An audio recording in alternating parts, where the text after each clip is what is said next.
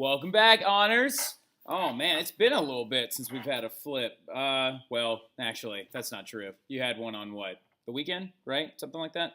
Now, just seems like a little while because we had that test that kind of broke everything up, right? Well, let's get back after it though, shall we? So we started talking today in class about like the actual historical founding of Rome, right? How originally there, of course, is the grand myth of Rome that Romulus and Remus, you know what I mean, came out of the Alps and the Apennines and were destined to overthrow their uncle, so he put them in a basket, and then they ended up being raised by a she-wolf, and long story short, Romulus stabs Remus, spoiler alert, and ends up naming Rome after himself, right?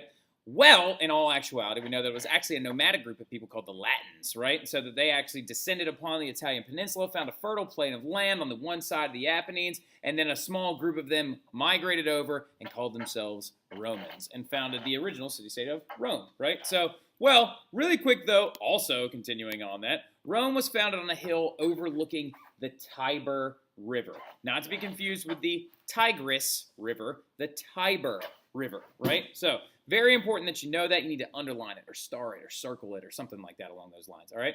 So the settlement is going to keep growing, and it's just going to keep growing, and it's going to end up covering 7 different hills to actually protect from the annual floods of the Tiber River, right? And it's swelling and receding every single year. Right now, but nearby, though, all the while, there's a group of these people called the Etruscans that are moving in, right? And they actually already had been there for quite some time, right? So they ended up settling just south of where the Etruscans had been for several years, right? Now, right there, that is actually the Tiber River in modern-day Rome. I took that picture while I was there. And right here is my wife doing a headstand on, what hill is that? Hold on. Let me refer to so that's my wife doing a handstand on top of, which hill is that? That is, okay, so she is to this Palentine Hill. She is on Esquiline Hill. She is actually right there when she's doing this said handstand, overlooking the Forum, actually to the eastern side of it, right? So anyway, but yes, so these are the 7 great hills of Rome. You do not need to write these down. You do not need to write these down. It's not that important, but watch Gianna write them down anyway. Now, anyway, so you've got, wow, I can't even read. Oh, you got that one, this one, that one, that one, that one. Palatine, though, is great. Aventine's awesome. And this one's cool, too. Now, the most important to them out of all of them, though, is actually the Palentine Hill, which is actually where the Roman emperors lived, right? And also, at the bottom, here's a very important place as well, the Forum, which we will talk about later on, right? So, but that's an ancient city map of Rome. But then you had the Etruscans, right? They actually were a very, very prosperous group of people that had created a city-state to the north of Rome, right?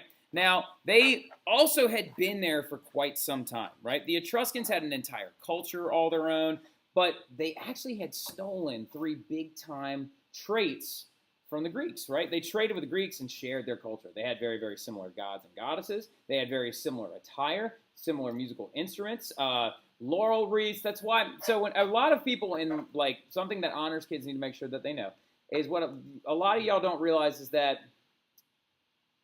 the Greeks and the Romans are very similar for a reason, right? It's because of that cultural diffusion that happened with, because of that cultural diffusion that they actually had with the Greeks coming from the Etruscans, right? So the Romans are actually technically a ripoff of a ripoff, right? So they came up with the walls that actually surround Rome, and the Etruscans are actually going to rule Rome from 753 to 509 BC. So they take over that settlement of Rome, right? So looking at this right here, the walled city-state idea, that was an Etruscan idea that they had borrowed from, who again? The Greeks, right? The Athenians built walls around their city-state as well. This was not completely uncommon. Also, if you look at the other clever thing too, the hills, right? The elevated rural areas, right? Just like the Acropolis is in Athens, and then the Forum down here at the bottom is much like the Agora in Athens, or in Greek city-states, right? So, continuing forward though, the Romans also would eventually expel the Etruscans and actually become their very own city-state. If you want the myth behind why they expelled them,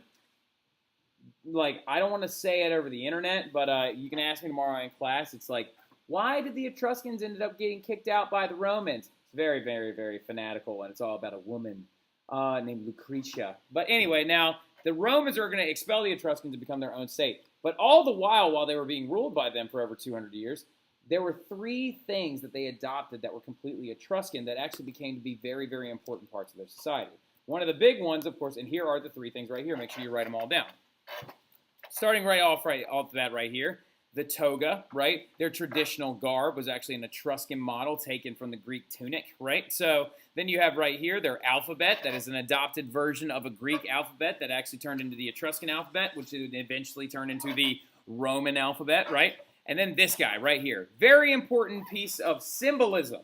That right there is the fasces, right? F-A-S-C-E-S, the fasces, right? So the fasces became a symbol of government power, right? What it is wooden rods strapped around an axe, right? What they would use this to symbolize is the dictators and leaders of Rome, right? Just like the Etruscans did. Whenever they would have parades, they would have it out front to symbolize the leader was arriving behind them. It's a symbol of power and prosperity and things like that. And it's all over modern-day governments as well, and I'll talk about that with you a little bit tomorrow. So, Roman conquest, though, of Italy, very important, right? The Romans are eventually going to start right...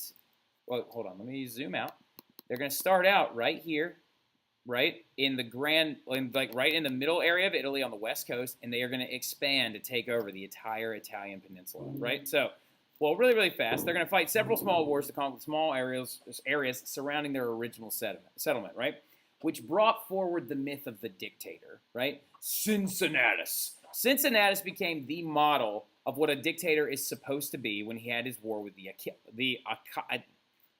these guys. I can never say it correctly. I have to like close my eyes and look at it again because I can't read it.